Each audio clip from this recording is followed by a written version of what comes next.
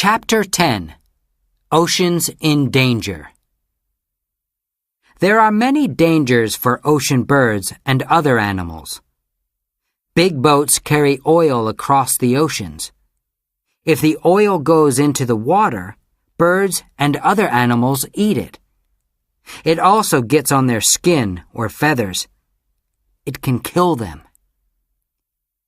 Dirty water and chemicals from toilets, factories, and farms also go into the oceans. They can kill plants, fish, and other animals. People leave things on the beach, too, and sometimes these things can hurt animals. Sea turtles eat plastic bags because when they are in the water, they look like jellyfish.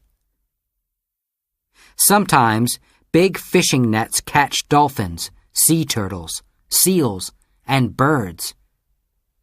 Coral reefs are not safe either because they need clean water.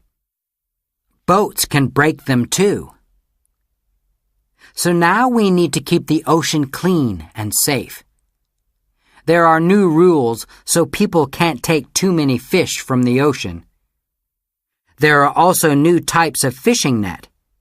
Big animals can swim out of these nets. Now there are also some marine parks, special places where the ocean is always clean and safe.